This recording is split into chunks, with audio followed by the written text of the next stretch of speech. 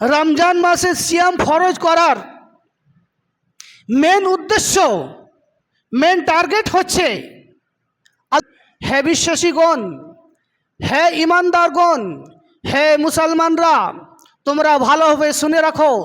আল্লাহ সুবহানাহু ওয়া তাআলা এই আয়াতে বলছেন, ইয়া আইয়ুহাল্লাযীনা আমানু, হে ইমানদারগণ, হে বিশ্বাসীগণ, কুতিবা বিমানা ফরিজা, আমি তোমাদের ওপর এই রমজান মাসের সিয়ামকে ফরজ করলাম, কামা কুতিবা আলাল্লাযীনা মিন ক্বাবলিকুম লাআল্লাকুম তাত্তাকুন, যেইভাবে ফরজ করা হয়েছিল তোমাদের পূর্বের নবী রাসূল এবং তাদের উম্মতের ওপর, ঠিক তেমনিভাবে আমি আল্লাহ তোমাদের ওপর রমজান মাসে সিয়াম রোজাকে ফরজ করলাম।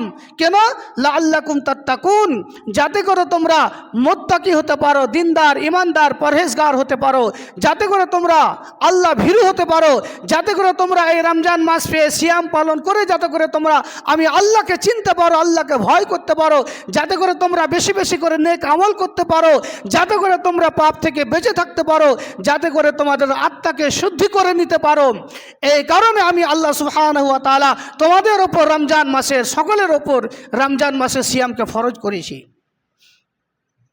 তাহলে রমজান মাসের সিয়াম ফরজ করার মেন উদ্দেশ্য, মেন টার্গেট হচ্ছে আল্লাহ সুবহানাহু ওয়া তাআলা যে যাতে করে আমরা রমজান মাসে সিয়াম পালন করে আমাদের আত্মাকে শুদ্ধি করে নিতে পারি, যাতে করে আমরা রমজান মাসে সিয়াম পালন করে বেশি বেশি করে নেকি অর্জন করতে পারি, যাতে করে আমরা ছোট বড় গুনাহ থেকে বেঁচে থাকতে পারি।